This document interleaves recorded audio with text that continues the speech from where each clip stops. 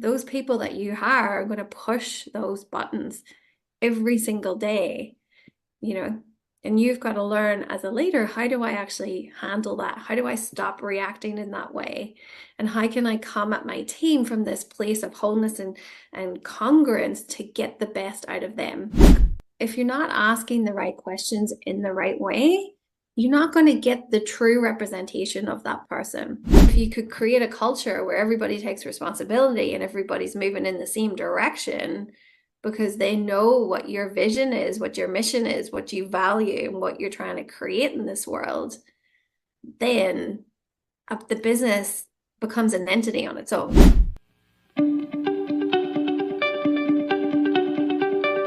What one key piece of advice would you like to give to all the entrepreneurs watching and listening today?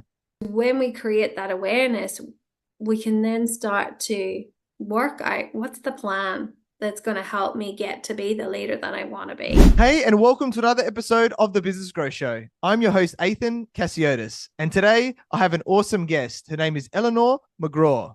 She is a leadership consultant dedicated to empowering emerging female leaders and entrepreneurs to become unstoppable forces in the business world. She specializes in coaching those new to leadership roles and newly appointed managers who are feeling overwhelmed by the challenges of their new leadership roles.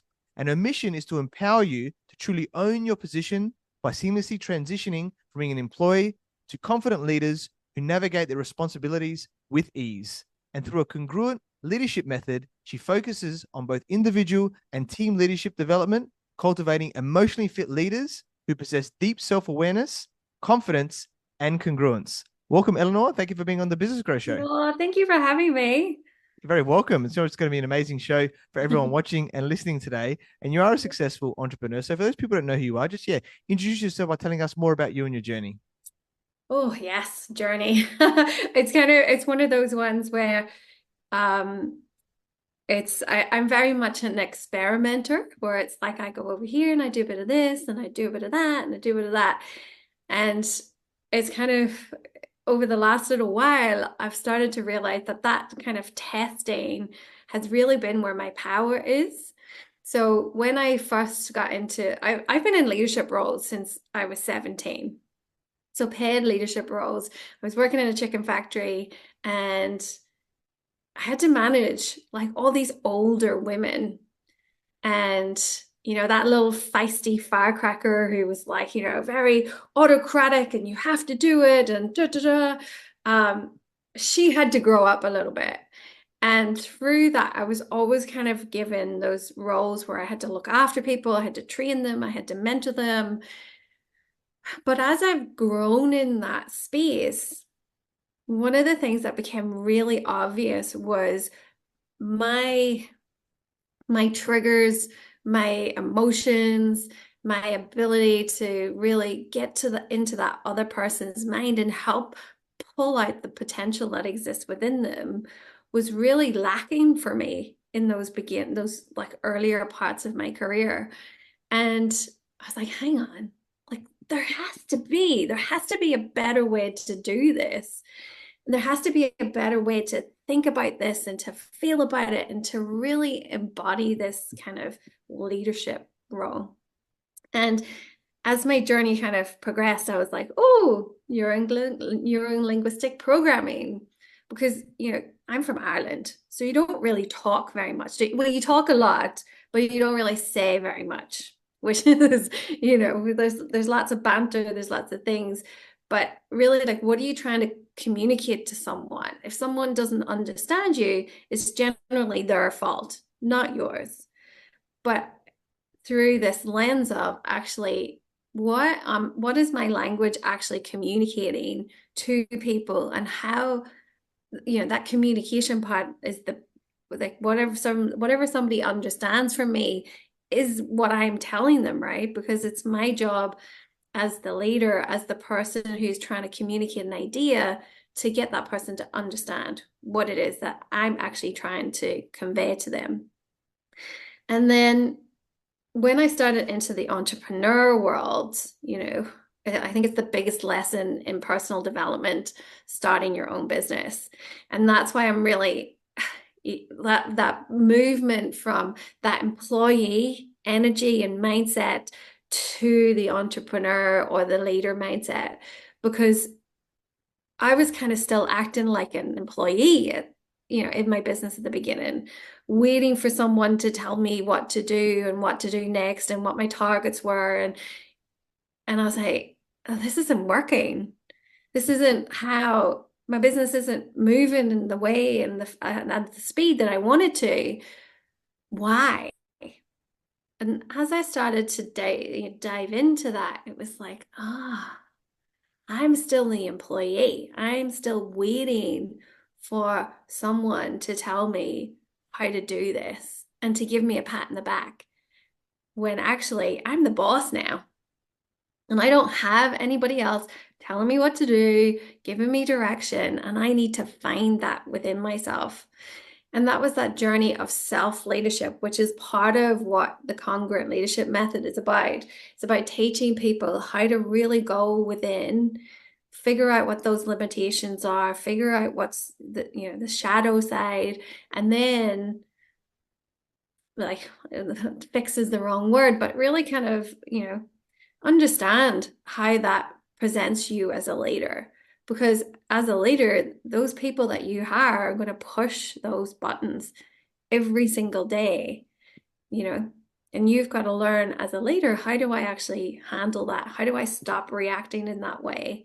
And how can I come at my team from this place of wholeness and congruence to get the best out of them? And then, building that team side of things through that communication and really understanding how other people work. And it's been a really interesting journey. And this as a coach, when you're coaching someone or you're teaching someone something, it's very much that mirror, isn't it? And you're like, oh yes, here we go. There's my patterns that I need to, fix or enhance or, make peace with or heal or whatever it is that needs to happen in order for you to reach that next level.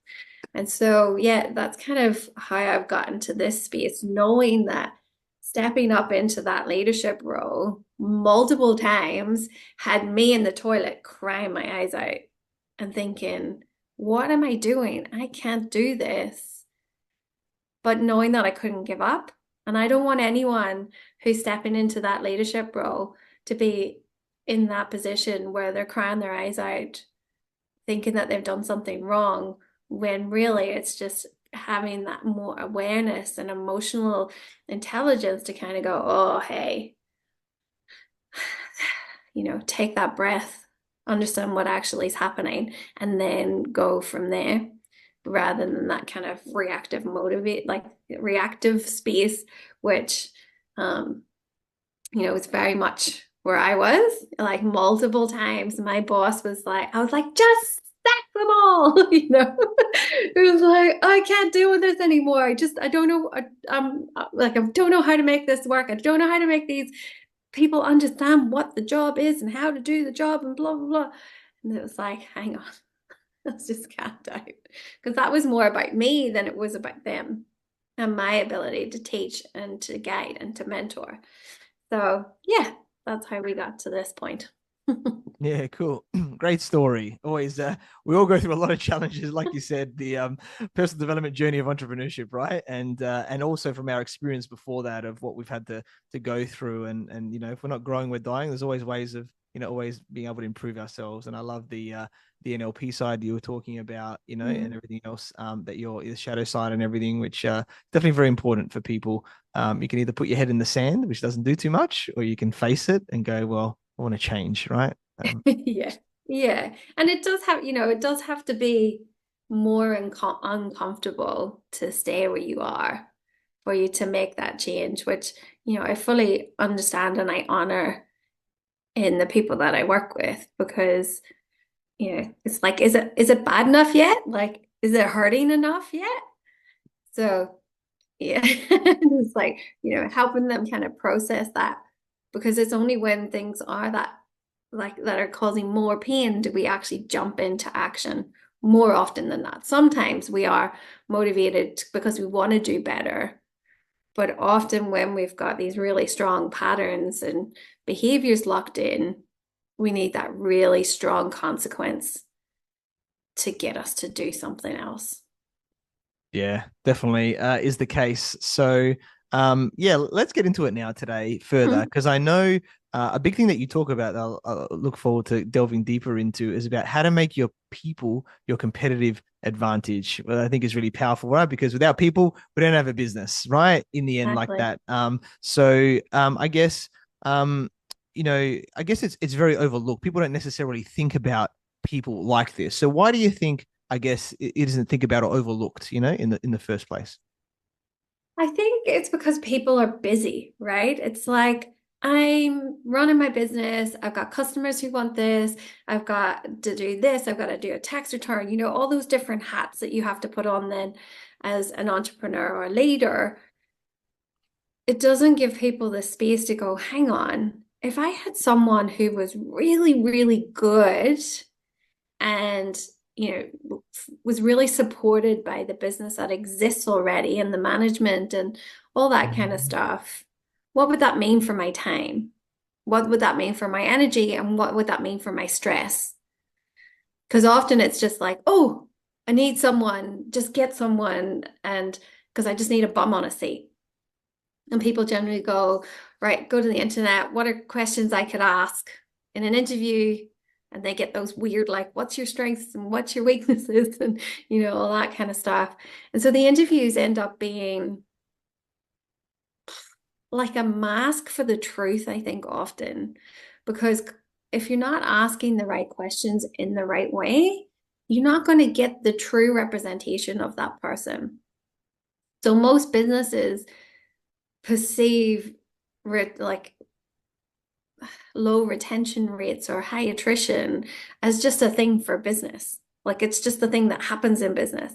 And it's actually, if you worked out how much money was walking out the door every time you just let that be the default for your hiring, you're letting, and I don't know any small business that could do with like 10,000, 20,000, $30,000 walking out the door because of a poor hiring decision. And when you just focus in on, right, what is the DNA of our organization? Because one of the reasons that I got into this was in my one of my previous companies, we the company was hiring experienced people, mostly from overseas, so the UK, France. They were paying for them to fly over, they were sorting out their visas, they were getting them set up and everything. And more often than not, the people were not succeeding, right? And it was like, well, why? On paper, their previous experience, they've been super, super successful. But yet when they come into this environment, they flop. And it was like, interesting. Like, what is it that we're doing that's not supporting that success? And what we did was we brought it back to the recruitment process and being like, right, what are we actually hiring for? And most companies go for skill. So they'll do a skill fit and a half culture fit rather than looking at what are the attitudes and the aptitudes of people who are successful in this organization. So it's really specific to this organization. You can't measure it on someone else's. So one of the girls in particular, she was $1 million biller. So in recruitment, people's success is often measured by how much revenue they bring into the organization. And she was $1 million biller in her company in France. But yet, and after 6 months, she had done zero with us. And when we were doing the exit interview, it was like, I didn't feel supported. I didn't get, she wanted high fives and, go get them, girls, and, all this kind of stuff. And that didn't exist in that organization. It was like, that sort of stuff is like, just do your job, right? It's like when you're really exceeding, then that's whenever that kind of behavior come out. And so she just didn't feel like she was part of the community, that she was getting the support that she needed. And we were like, okay, how does that translate into our recruitment process? How do we gauge what is the attributes of success? What are people going to tell us that represents that? And that really changed that whole recruitment process, the quality of the people who came in through the door, the length of time that they stayed, the culture then that started being built because of that, everybody having not being the same, but actually thinking about the world in a very similar way. For that company, it was accountability. So accountability was a really big attribute of people who were successful. Looking after their customers was another one. So you really go, right, what is it that success looks like? And it's a simple process, a little bit harder to kind of work it out and distill it because we often have our own perceptions of what that is versus the truth of what is. But when we started getting those people in who really matched the DNA of the business, it completely changed. Revenue was up, attrition was down, and I've put this into more companies and it's worked out exactly the same. I was working with a training company and they'd offered a business manager job to two people and both of them had turned it down. Like one of them had accepted and then like 2 days before start said, no, actually, I don't want it. And then someone else they'd offered it to, they were like, no. And we went through this process and it was like, I called them up like a year later and I was like, hey, what's happening? They're like, oh my God, he is amazing.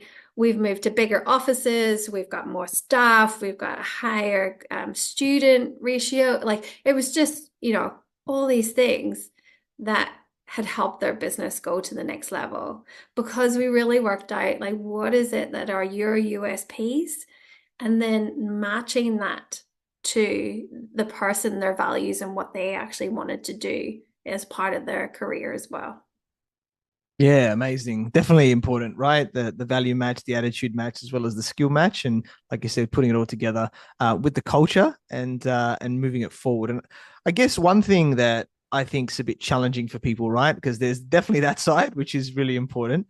But then it's like, how do we measure things, right, in the business? Because a lot of business owners think like that or should think like that about like how to measure this advantage that we have, with our people, in our metrics and things like that, whether it's KPIs or other ways. And like you said, there's different ways of the high fives or whatever it is, right, with the people. So what are your thoughts on how we can measure this to really make sure that it is an advantage, for the business?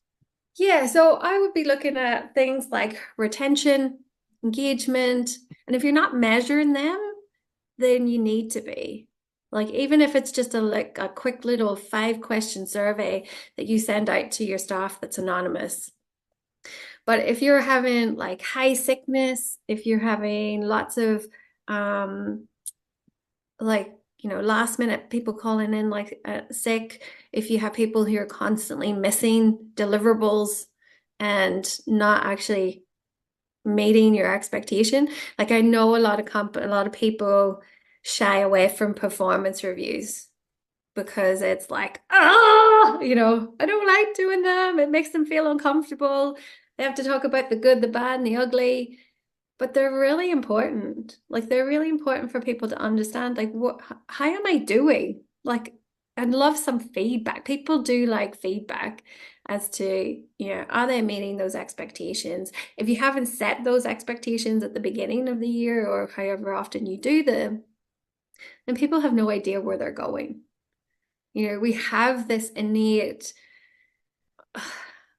it's kind of like, I can't remember what it's called, but we have this thing where we need to progress, right? We need to know that we are evolving. And we do that through the measurements, through your performance reviews, through understanding, if I look back in 12 months' time, am I actually further on than where I was back then? So for companies measuring that sort of stuff, I'm sure you do this too, where you write your business plans or your ideas for the year. And then when you go back into them, you're like, have I achieved that? Am I like, why am I not there? How do I get there? What's the things that are stopping me from achieving those? And then that helps you put everything back on track. So if you're noticing that people are under delivering, maybe you notice that people are, because not often we notice the negative more than the positive. So, people taking days off, people bitching and moaning. I don't know, can I say bitch on your podcast? Moaning and, bringing other people down. Is there, again, that target, what is the goal of the role? Are they actually achieving it? If not, why not? That's that part of that performance review. And then actually looking, right, okay, I've lost, my head count is X. I've lost Y. What's the difference? Making sure that, maybe if you started on 20 and you finished on 20, you might be like, oh, yes, that's great. But if you've hired 8, that means you've lost 8 people. And generally, the sum for people, I think it's like 3 times the base salary of someone. That's the cost. So that's the P&L cost. That's that recruitment phase, the hiring, getting the ads and training, development, the manager's time out to actually do the interviewing. But then you've got the fact that the morale, does that person affect the morale in the business? What IP is walking out? What customer loyalty and retention is going to leave with that person? So there's all these other things that don't necessarily get tracked on the balance sheet or the P&L, but have an impact on how much a business can actually achieve in the same time frame. So I don't know if that answers your question. That's good. It's awesome points. And I think, what I take from that as well, what you've said here is that it's up to the leader, it's up to us if we're the leader or whoever the leader is to really get the people in the right mode, right? Because you can't just go, hey, just go do your job and don't really train them and expect them to deliver and not know what success is and everything Yeah. like that, right? Yeah. And a lot of people, like places, just give 2 minutes worth of training, which to me is also crazy. Like you've spent all this time, this energy to hire this person, right? And if you do my process, then that's additional work to make sure that you're getting it right. Then that person comes in and the onboarding is rubbish, right? It's like, oh, hey, there's your logins, away you go. And I've heard people like this has happened to people I know. And it's like, and particularly in this remote workspace that is happening a lot as well, it's like that connection isn't happening and that letting people actually really get to know what a business is. Because someone's success is dependent on the first 90 days in the organization. And if they're not feeling, connected, supported, welcomed, they're going to leave. And then again, you're back into that cycle of, you know, recruiting, interviewing, doing the offers. Will they come? Will they start? Because that month, in between offer and then them having to, like, that's the danger zone. Like in recruitment, like that was always a massive danger zone because anything could happen in that limbo time where someone might get another offer, their company might really try and hire them back because they realize how important that person is. Yeah, it's a big thing. And, for us as leaders, it's like, all right, I need to be making sure that that person is getting all the things that brings out their magic and brings out their potential so that I don't have to work as hard, right? Because at the end of the day, most leaders burn out. Most leaders spend, I think it was something like 25% of their time fixing problems and being in meetings with people who had problems. And it's like, oh, okay, if you could get that time back, what would that mean? And if you could create a culture where everybody takes responsibility and everybody's moving in the same direction because they know what your vision is, what your mission is, what you value, and what you're trying to create in this world, then the business becomes an entity on its own and doesn't necessarily need that person at the front pulling everybody along, It's like, come on, let's go. We all gonna go here. And they're like, what? I'm just here for a paycheck. Like we're not like as a society, we're not like that anymore. It's not, you just do the job for the paycheck and you have the good family life. It's like we want to be doing something that's important, something that's going to have an impact on the world. And if you're not articulating that, if you're not getting your people, yourself to really feel into that, then you're always going to fall a bit short of the mark. And you're going to have to work harder than you should. Because when everybody's all on the same page and everybody's working towards the same goal, it's kind of like that multiplier effect where everything kind of goes a lot further, a lot quicker. Yeah, definitely, completely agree with that one. So important. And let's switch it up a little bit now, where AI is obviously a very big thing now, right? And Yeah. it's changing the game, and a lot of people, there's a little bit of fear for some people. Oh, we're going to lose jobs and everything like that. Whereas I like to have the lens of saying, well, it actually could make us a lot more efficient, and we have to be using AI because someone has to prompt and actually manage that AI, right? You can't just let it do its own thing by itself. And I know from your perspective, you talk about like shortcutting the recruitment process with AI Mhm. without sacrificing the quality as well, so that you can do that there. So I guess Yeah. let's talk a little bit more about that. What's exciting, or what can you share about this? Yeah. Yeah. So Australia is one of, I think it's like one of the top 6 countries who are afraid of AI, which is a real massive, you know, it's interesting because we like as a nation, we're all about innovation and change and doing things differently and giving everything a chance. But yet this AI space is causing so much fear and stress and anxiety in people. And you're right, it's how do we actually work with this in order to make everything a little bit better. So my employee of the month award goes to ChatGPT, right? Because that's my best employee because it's like I get to interact with it, I work with it regularly. It helps me do things I'm not that good at. And I put my hand up and I know there's things that I'm not good at. But again, if you're not, it's like input in is input out. And so the jobs that are going to come from that, although they weren't here like 5 years ago, just like, graphic design wasn't a thing. Java and all that kind of stuff, the coding, that didn't exist 50 years ago. But we as a world have, embraced it, moved with it, and rolled with it. But if we go in with this perception of contraction, then it's just going to mirror that contraction and make it worse.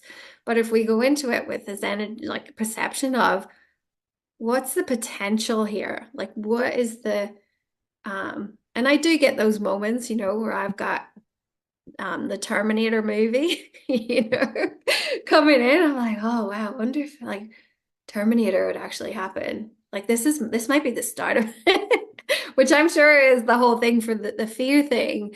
But again, what if it was the thing for, flying cars and all these other things that we see in these futuristic movies? So in terms of like embracing that for recruitment, there's so many AI businesses that have popped up from like video interviewing. So you actually like put your questions in and it does like your first round interviews. There's systems that will automatically have you put your job in and it'll give you, a 5-person shortlist already there. So you don't actually need to do anything. Again, those are paid systems and you need to do a lot of work to kind of set them up, but they're there already. They're already, you know, filtering people and doing those kind of first stages of recruitment that recruitment people would do. But for people who are just there and they don't have stuff that they're like, I don't have time, bandwidth, or budget to be doing those sorts of things, like using AI to be like, okay, these are the issues I'm having in my business, and starting to query like what would the solution be so that you can start to plan. Like a lot of businesses don't actually plan their hiring, they just react to it. and thinking about, right, what are all the people that I'm going to need? You can get it to start creating new job specs and job ads and things like that, that really kind of speed up that process so that you're not having to go, right, well, how do I think like a recruitment marketer and get people into my thing? It's like that's already doing that heavy lifting for you. I wouldn't necessarily get it to make your choices and your decisions because again, it's not there on that emotion side and that rapport and connection that needs to happen. That's a human part of business. I think that will still need to be there, because when we read text and when we like read the responses, the tone's not there because what is it? 5% of communication is the words that we use. And then the rest is from our voice, our body language, our eye contact, all that kind of stuff. And AI can't do that yet. So we're okay. But if you were trying to do recruitment right, like getting it to help you with it's called your employee value proposition. Like, why would anybody want to come work for you? Like, I seen a job ad yesterday for an equine farm thing. And it's like, I can't believe nobody's applied to this job yet. And I looked at it and it was all, you'll have to do this and you'll have to do that and you'll have to do this and this and this and this and this and only have this and only do this and blah, blah, blah. And I was like, who wants to be dictated to? You haven't told me anything about who this company is, why you started, why you're important, and why I would want to work there. Like there was none of that stuff thinking about the person who's going to come in, like thinking about the person as a person, because they're going to have to, like, again, match into what is the bigger picture here? Like, what are you trying to do? And then how can you help meet that person's needs based on what's available? Yeah, awesome. I love that. And one thing I'd like to know your perspective, because I do this a lot myself and with my clients, is obviously with the AI and just in terms of that process, like I love the video thing as well, is using things like personality profiling. Like, so a simple one that I like to use is like disc profiling, right? Very simple compared to some of the other more complex ones that people can do. And then potentially, maybe putting various things into AI, whether it's resumes, other things like that, and going, well, what's going to be ideal for this type of role? Obviously, you still got to make the decision, and there's still a gut feeling and all of that comes into, I think, the hiring as well. It's not just based on what the numbers or the figures tell you or the words. But yeah, I'd love to know your thoughts on that perspective. Yeah. Oh, okay. So I'm a bit controversial on this because personality tests are great, right? But often what they do is they put a label on someone and someone goes, yep, that's me. Or they go, no. And I know when I've done personality tests, different ones, depend on the day, depend on what's happening, dependent on, how I'm actually feeling that day, my answers come out differently. And for me, that's kind of a big indicator because us as people, we don't act in the same way. You know, you who's at home cooking dinner, having family time, doesn't act and behave and be in the same way as the person who's doing the podcast or who's coaching your clients. You kind of lean on different parts of your personality to do those things. And I think they're a really good like starting space to be like, okay, well, this person's kind of like that, right? Okay, that's good. But not actually holding someone to that thing and kind of, oh, that person's a D. And then it's like, do you ever have those ones where you email someone and on the email they're like super direct and you're like, oh my God, they're so annoyed at me, like, oh, and then you either phone them or you meet them in person and they're lovely. Like they're the sweetest person. And it's like, okay. So I think, having that as a frame of reference, but not as a thing to go, okay. So I actually use a thing called language and behavior profile. And that's been really helpful because it looks at how people make decisions, how people process information, and how people get motivated, but it's contextually based. So it's like, you know, because I think when personality tests, it's like at a party, are you this person? In the office, are you this person? And it's like, it's trying to find a mid ground to put you in and go, here's your box, here's the thing. And people love that because they're trying to understand themselves. But for you as someone who's hiring, it's like, okay, that really sociable person who's in the pub and really chatty, are they going to have, if I put them on the phone and they have to sell, are they going to crumble in that space because it's performance? It's like, so I think having another layer and actually using it as a guide as opposed to a definitive is a good middle ground for me. Yeah. Yeah, cool, awesome. That's why I ask, right? There's many layers on how deep you want to go into this process when we're dealing with people, right? We're complex beings, Exactly. and everyone's Yeah. everyone's different. And you're also relying in the personality test for that person to have a really clear view of who they are and how they will react in a situation, which, I don't know if you know that in the 70s, there was this whole thing of they did this research project, and it was like if someone was stabbed in front of you, what would you do? And every single person was like, I'd help the person, I'd do whatever, and I'd call the cops, call whatever.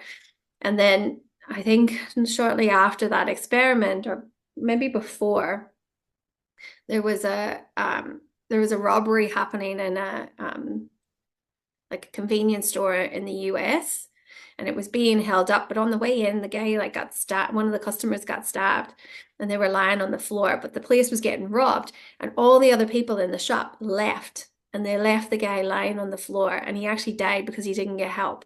But we all have these like ideas of how we're going to act in that moment when it's just a theoretical thing, but then in the reality, we probably act in a different way. So have really hitting your interview process and the questions that you're asking to be like, right, what would that person do in real life? Because one of my biggest pet peeves, and if you take anything from this and you're interviewing people, please do not do this anymore. They go, let's say, tell me about a mistake that you made and how did you fix it? Right? And you're probably thinking, that's a pretty reasonable question, Ellie. People have, that's a reasonable question to ask. But it's not, right? So let's break it down. So can you tell me about a time when you made a mistake? Right? And how did you fix it? So the two parts in that question are saying, hey, I don't want you to tell me about all the times that you messed up. I just want you to tell me about the one time that you fixed it. So you're subconsciously telling that person how you want that question answered. Which, if you're a good interviewer, you're going to go, oh, yeah, here we go. I'm going to tell them about that one time when I made a mistake and I actually managed to fix it. Because if making mistakes and fixing them is really important in your business, you need to know what that person has done in the past. So flipping the question to, could you tell me about a time? Because you want a specific time, because we want evidence. We want to know what that person actually did. Like, what was the problem? What did they actually do? What was the resolution?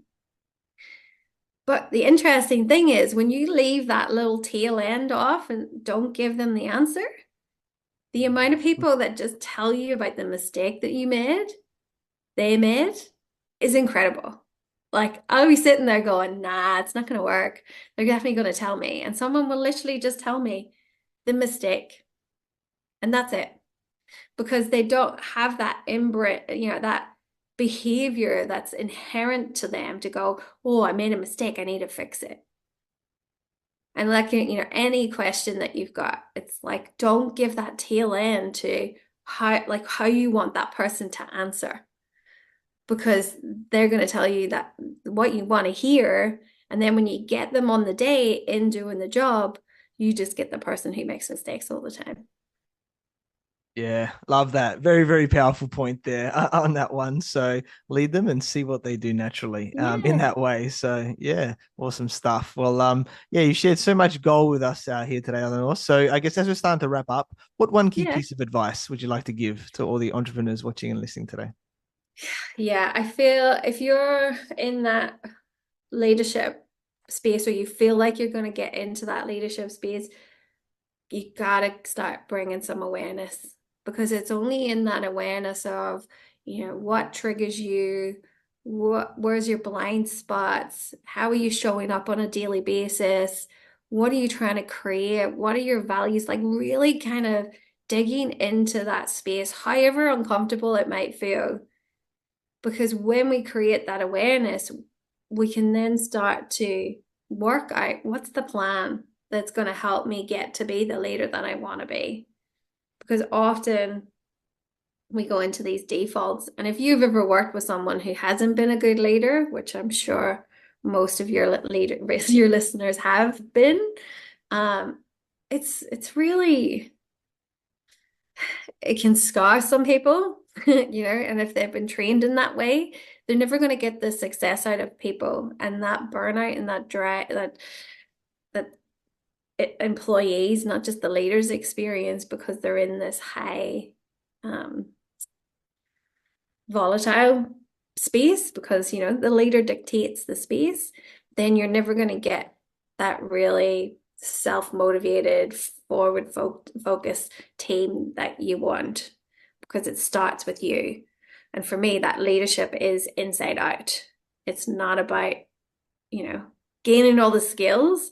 Because if you've got a really shaky foundation that's, you know, insecure and doesn't value yourself as much and all those other limiting negative beliefs, doesn't matter how many skills you add on that, the people that you're leading are never gonna really feel seen and brought on the journey with you.